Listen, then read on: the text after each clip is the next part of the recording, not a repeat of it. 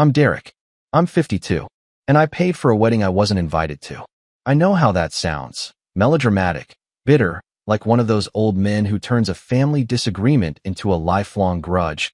But I swear to you, I never meant for it to end like this. I didn't go looking for revenge. I'm not the teach them a lesson kind of guy. I was a single dad who gave everything I had to raise my daughter after her mom walked out when she was 4. I did the ponytails for kindergarten. I packed her lunches. I worked overtime to make sure we could afford piano lessons because she wanted to play like the girls in the movies. I gave her everything. Maybe too much. Her name's Emma.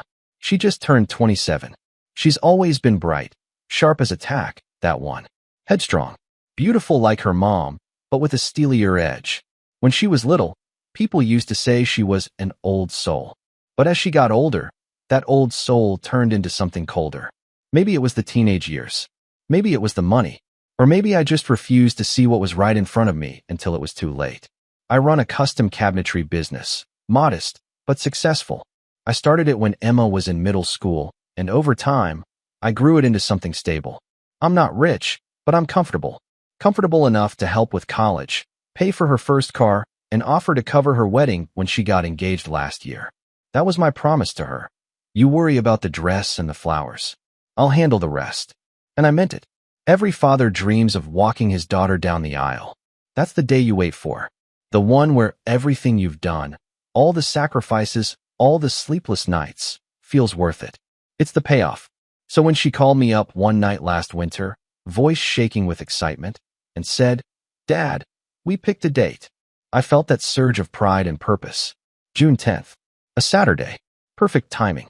She and her fiancé, Colin, wanted something classy but outdoorsy. So we found this gorgeous vineyard estate about an hour out of town, with an open terrace and flower-strewn archways that looked like something out of a fairy tale. It cost a small fortune, but I was all in. I put down the deposit, booked the catering company, even fronted extra for a string quartet she'd seen on TikTok and absolutely needed.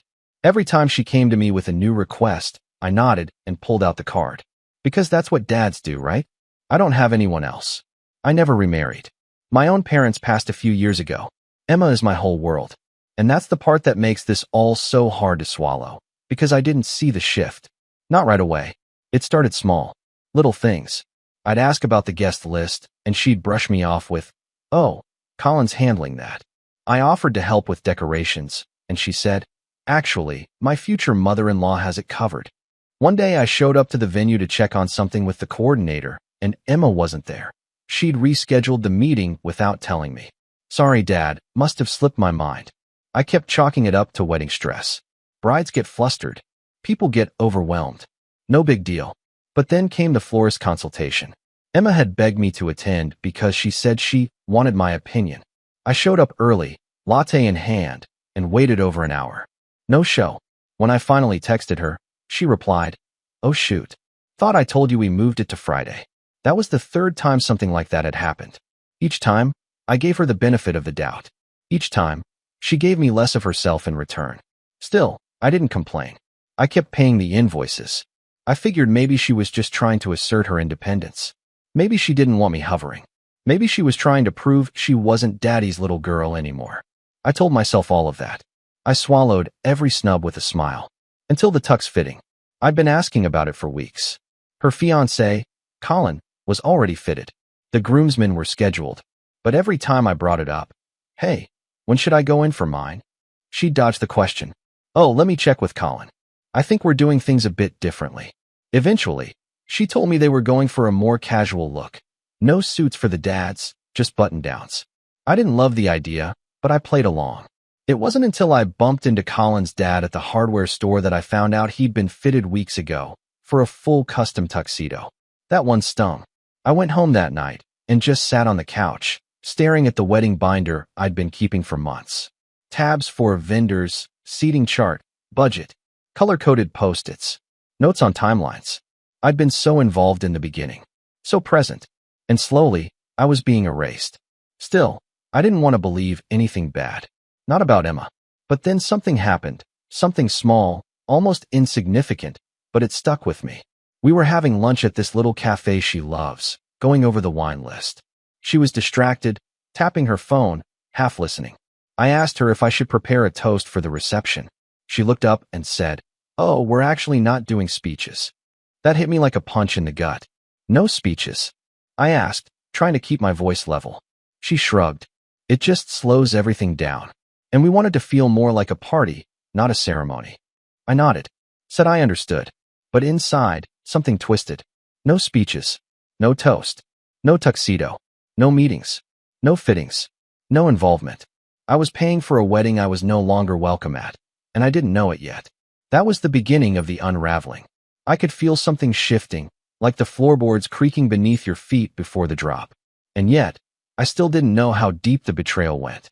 Not yet, but I was about to find out. And when I did, everything changed. It was about 3 weeks before the wedding when I realized I was being treated like a walking wallet. That's not bitterness talking. That's not some wounded pride or old man paranoia. It's just the truth.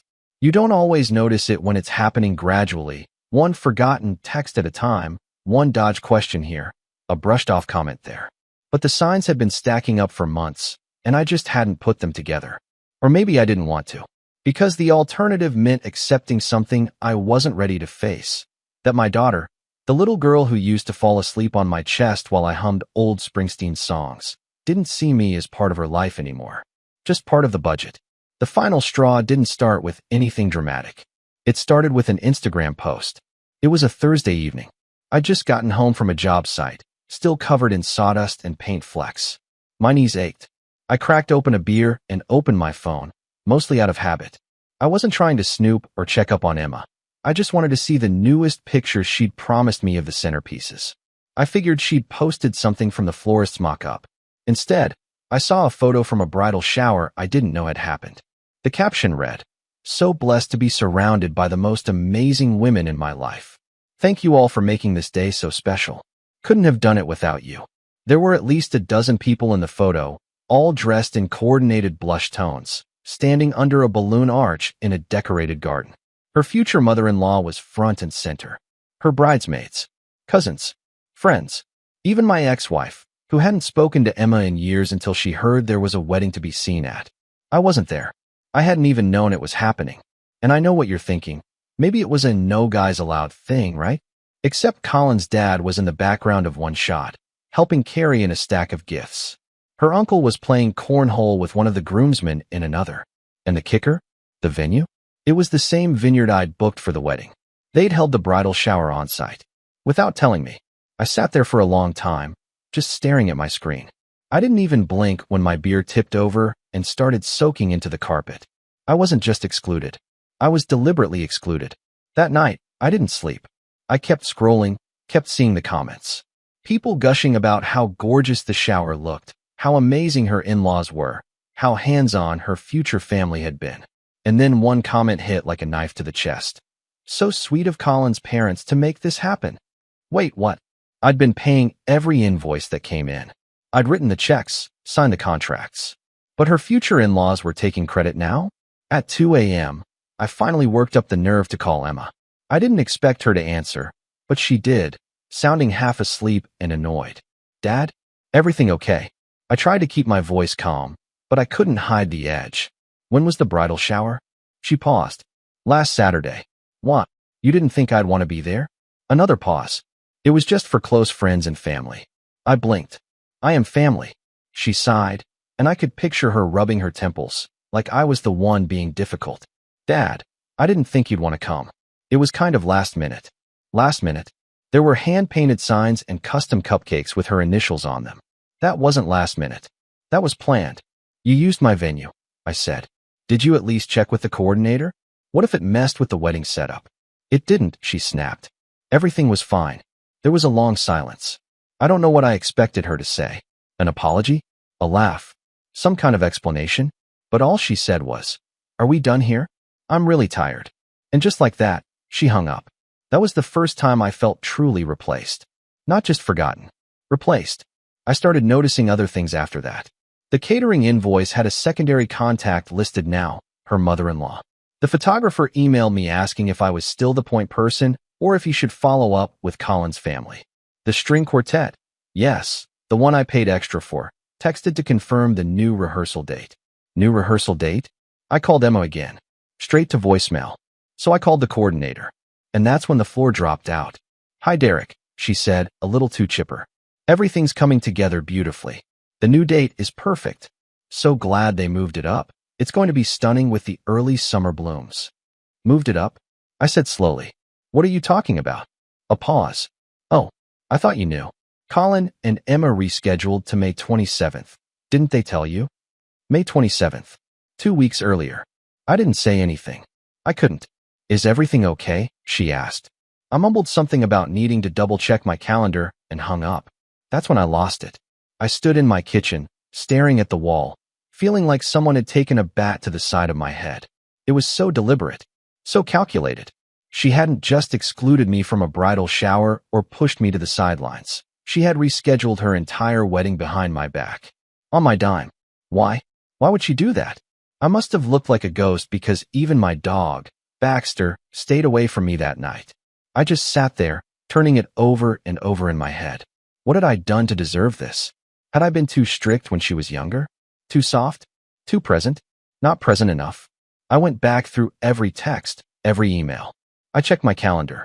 Emma had been vague about the dates lately, always saying, "We're still locking things in," or "We're trying to make sure it works for everyone." I'd assumed we were still on for June 10th. Every invoice was under that date. Every vendor was prepped for that timeline. Except apparently, they weren't anymore. Colin's family had quietly taken over, and Emma had let them. It was that night I remembered something she'd said back when she first got engaged. I'd asked her about her budget, and she'd laughed and said, "Honestly, I just want a pretty wedding. I don't care about the details." At the time, it seemed innocent, naive. Now, it felt like a red flag I should have paid more attention to. She didn't care about the details. She just wanted the show. And now she had it. Without me. But here's the part that still keeps me up at night. I don't think she ever planned to tell me. Not after the reschedule. Not after the vendors had been shifted. I think she was hoping I'd just keep sending checks, trusting her. I think she figured I'd find out afterward. That I'd be hurt, sure, but it would be too late to do anything. And by then, the photos would be posted, the videos edited, and I'd be an afterthought. Just a name on a receipt. That was the night everything changed for me. Up until then, I'd been trying to be the bigger person, the supportive dad. I kept hoping she'd come around, that this was all just wedding stress, and she'd snap out of it. But that night, something in me snapped instead. I stopped being sad, and I started getting angry, because this wasn't just about a wedding anymore. This was about respect. This was about dignity. This was about a man who had given everything he had to a daughter who now saw him as nothing more than an open wallet and a background prop. And I wasn't going to let her get away with it. Not without understanding exactly what she'd done. Not without consequences. The week after I found out Emma had changed the wedding date without telling me, I went silent. I didn't call. I didn't text. I didn't even open her messages when they started trickling in a few days later. At first it was just a couple of casual updates. Catering menu finalized, or sent my dress to the tailor, as if nothing had happened. Then came the just checking in texts, and then the guilt bait, "Are you mad at me?" Followed by, "You've been weird lately, Dad. Can we talk?"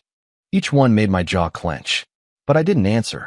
I needed space, not just from her, but from the entire mess I had allowed to grow around me. Because I wasn't just mourning the wedding. I was mourning my role in her life. I had spent years being a father who showed up, who worked hard, who didn't date again after her mom left because I thought Emma needed all of me. I built everything around her. And somehow, that had turned me into a background character in my own story. The realization hit like a slow-moving train. I didn't know who I was without her needing me.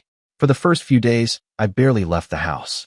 I'd go to work, come home, heat up leftovers, and sit on the porch with Baxter curled up at my feet. I wasn't watching TV or reading or doing anything productive. I just sat, letting it all sink in, feeling hollow, feeling stupid. How had I not seen this coming? The worst part wasn't even the betrayal.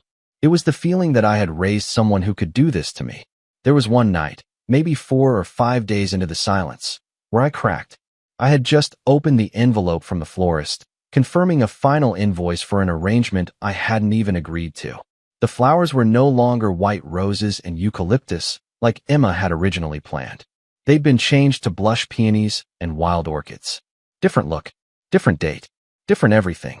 I stood there in the kitchen, invoice in one hand, beer in the other, and suddenly I dropped both and grabbed the trash can and just flipped it, tossed the whole thing across the room. Baxter jumped and barked. I yelled, just one loud, guttural sound that didn't even sound like a word. Then I sat on the floor, surrounded by a mess of receipts and peanut butter lids and old envelopes, and I cried. I hadn't cried in years. But I did that night. Not like a movie cry, either. It was ugly. My whole body shook. My nose ran. I must have looked like a wreck, sitting there in my jeans, arms around my knees like some kid in a corner. That was my rock bottom. But something changed the next morning.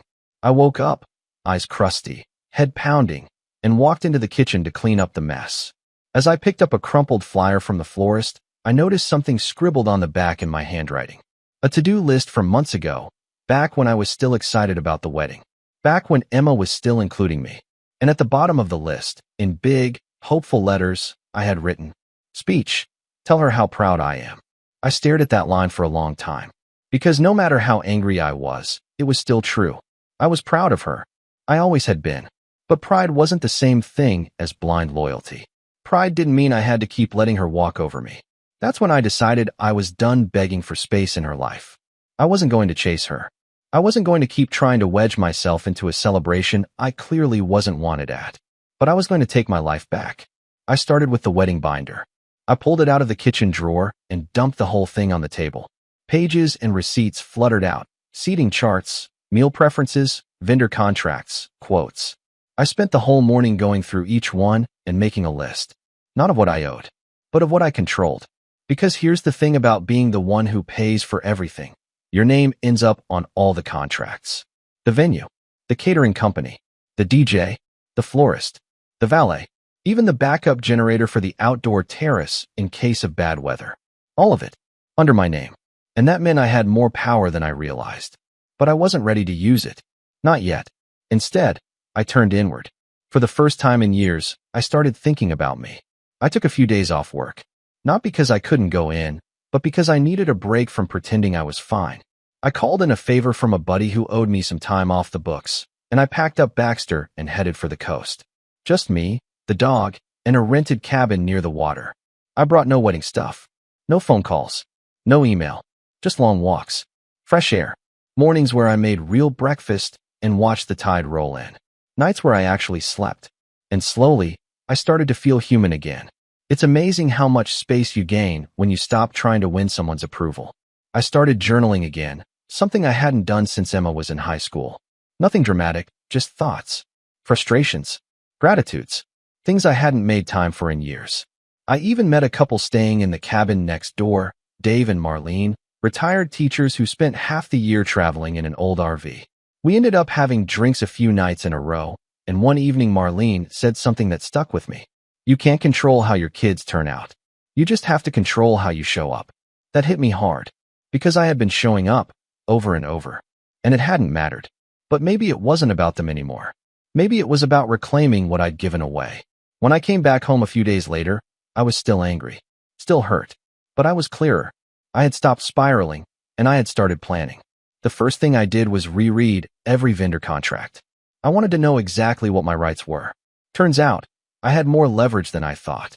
Most of the vendors still had the original date in their systems, June 10th.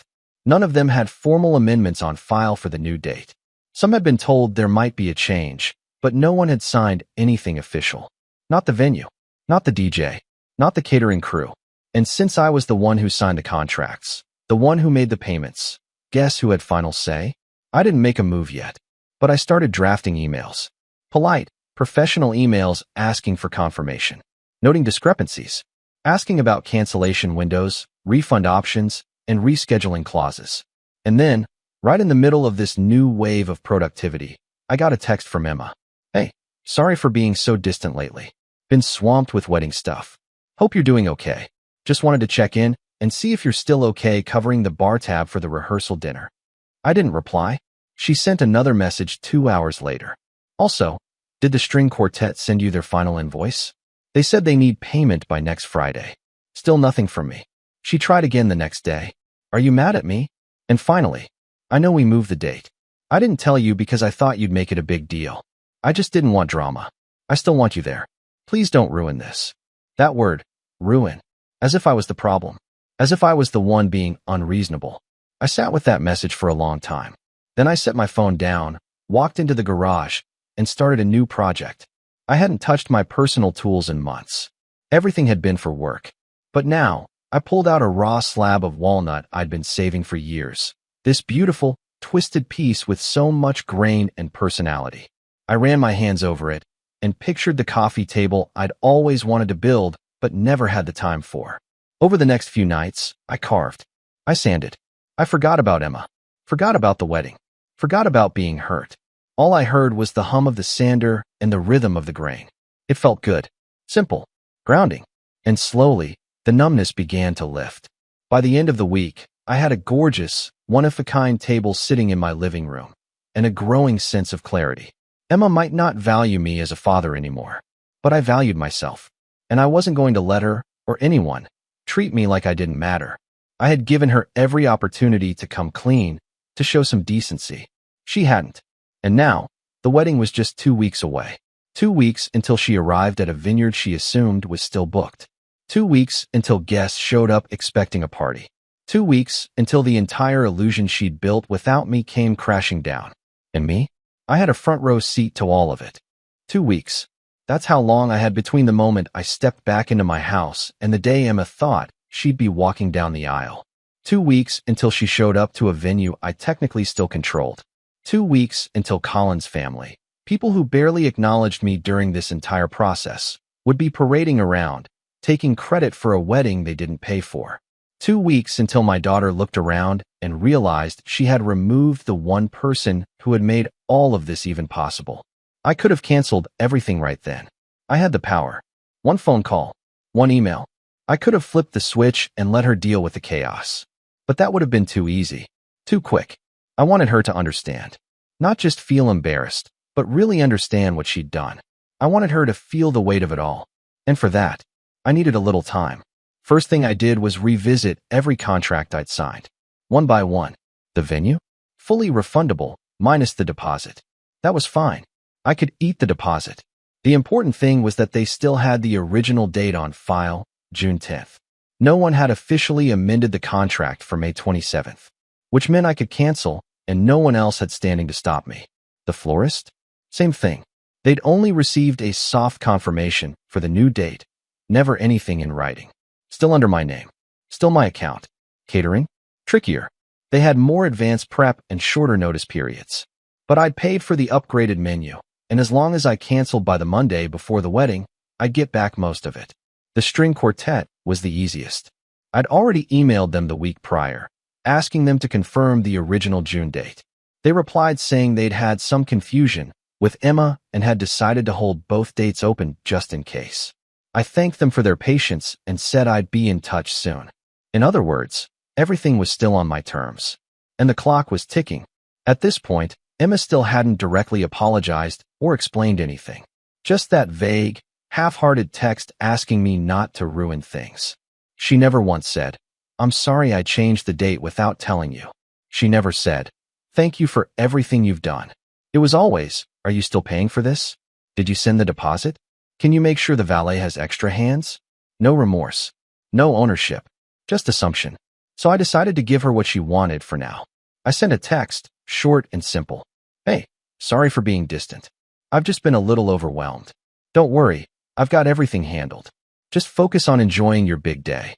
The read receipt popped up within seconds. And then, "Thank you, Dad. That really means a lot." She followed it up with a smiley face. I stared at it for a long time, then set my phone down and went back to work. Now that the ball was rolling, I needed help. Quiet help. So I called Janine. She's been my assistant for 5 years, smart as a whip, loyal to the bone, and always 5 steps ahead of everyone else. I trusted her like family. Probably more than most family, honestly. I told her everything. What had happened, what Emma had done, how I wanted to handle it. Janine didn't even blink. She just said, "Tell me what you need." We made a plan. She helped me draft a clean cancellation letter for each vendor. Not emotional. Not messy. Just, due to a change in family circumstances, we regretfully must cancel our booking for the original June 10th reservation. We didn't mention May 27th. We didn't mention Emma. Just kept it clean and tight. We staggered the cancellations. One every other day. Slowly enough to not draw attention, but methodical enough that, by the end of the following week, everything would be off the books. The florist went first, then the DJ, then the catering. The venue was last. I was holding on to that one like a loaded weapon. Meanwhile, I made another move, something a little sneakier. I had Janine reach out to the venue coordinator as Derek's event manager, using a separate email account. She asked for a full rundown of the May 27th details, citing internal scheduling and saying we were reviewing all event overlaps. The coordinator, not sensing anything off, forwarded the entire updated itinerary that Emma had provided them. And that's when I saw the guest list. Over 150 names. None of them knew I wasn't invited. They had RSVP'd, assuming the father of the bride would be there, assuming I'd be making a toast, walking her down the aisle, standing by her side. The only one who knew the truth was Emma, and apparently, that had suited her just fine. For now, I sat with that for a while, wondered what her plan was. Was she just going to tell people I had a work conflict? That I was sick? Or was she hoping no one would ask? It didn't matter, because soon, the truth would speak for itself. I decided to make one final visit to the venue, just to see it again. Not for nostalgia, for closure. The estate was quiet when I pulled up. The gardens were in bloom, rows of soft lavender swaying in the breeze. I parked near the back, where deliveries usually come in, and walked the perimeter like I used to back when I was still excited.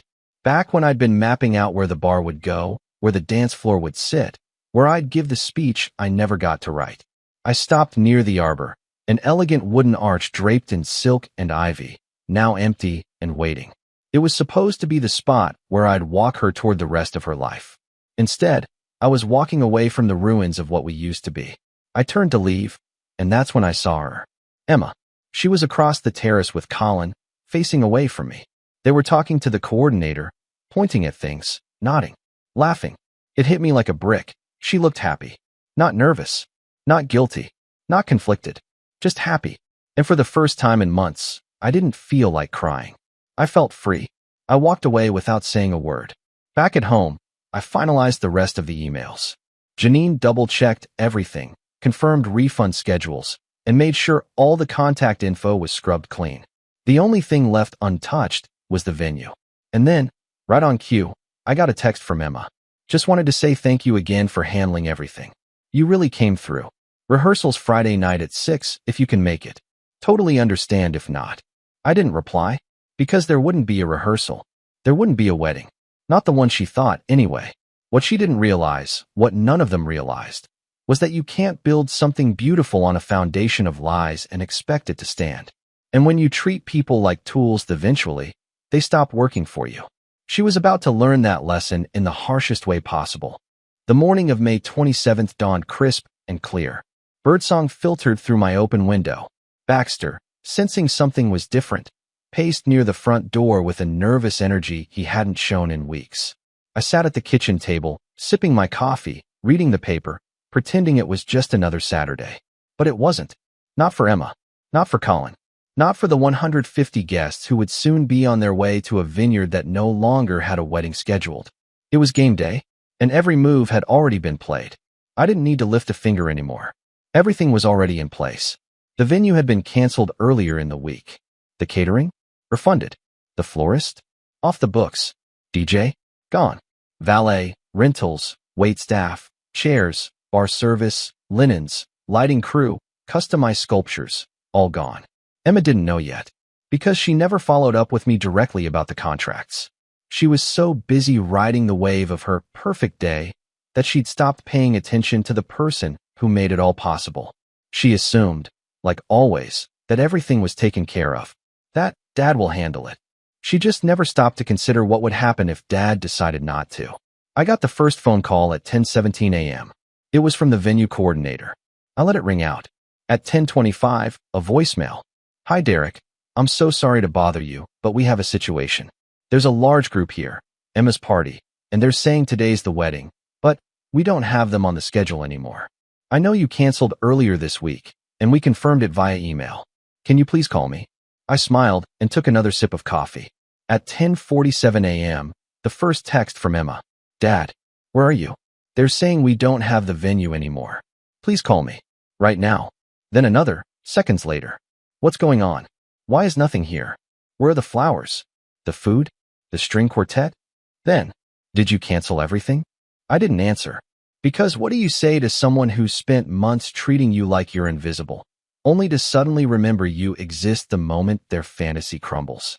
By noon, the situation had gone nuclear. Janine, who was monitoring everything from her laptop at home, sent me screenshots from Facebook and Instagram. Posts were being deleted left and right. Comments were pouring in. What happened? We just drove an hour for this. No chairs, no music, no food. Is the wedding canceled? Someone said the father of the bride pulled the plug. We were told this was fully paid for. WTH is going on. Colin's aunt posted a photo of the empty courtyard with the caption, "Absolutely disgraceful. Never seen anything like this in my life." Then came the calls. Colin's mother called 3 times in a row, straight to voicemail. Colin's father left me a message laced with passive-aggressive calm. "Derek, we need to talk. I'm not sure what your intentions were here, but we need to resolve this immediately before lawyers get involved." Lawyers, of course, as if they had a leg to stand on. As if I hadn't followed every contract to the letter. As if I didn't have email confirmations, refund receipts, and signed cancellation notices. As if they had paid a dime for any of it. But the one call that hit me, truly hit me, came at 12:38 p.m. Emma. She didn't sound angry anymore. She sounded broken. "Dad?" she whispered, her voice trembling. "I don't know what happened. I don't know why you did this. I'm standing here in my dress. Everyone's looking at me like I'm crazy. Colin's mom is losing it.